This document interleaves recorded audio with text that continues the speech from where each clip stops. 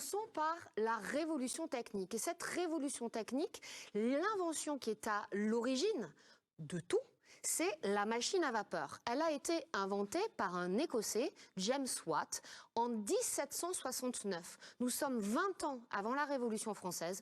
Nous sommes au milieu du XVIIIe siècle dans les îles britanniques. Comment fonctionne cette machine? Finalement, c'est assez simple. Comme toutes les inventions géniales par ailleurs. On fait chauffer de l'eau dans une chaudière que l'on voit ici. On fait chauffer une certaine quantité d'eau. En chauffant, cette eau va émettre de la vapeur.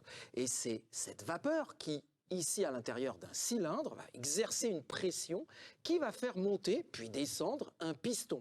Ce piston entraîne un balancier ou un levier, si vous préférez, qui fait tourner un volant ou une roue.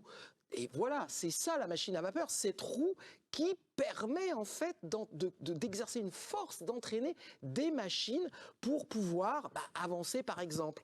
Ici, on voit les hélices du Titanic, ce bateau le plus grand jamais construit à l'époque, et on voit ces trois énormes hélices. Observons la taille des personnages à côté des hélices. Eh bien, pour faire tourner ces hélices, si vous voulez bien revenir en arrière, Isabelle, pour faire tourner ces hélices, il y avait 29 chaudières dans la salle des machines du Titanic.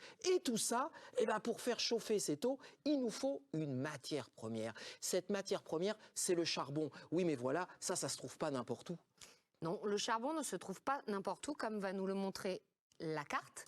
Le charbon, ça se trouve sous le sol et dans ce qu'on appelle les bassins houliers. Et les grands bassins houliers se trouvent d'abord au Royaume-Uni, dans les îles britanniques. Ce n'est donc pas un hasard que la machine à vapeur soit installée là où le charbon soit présent.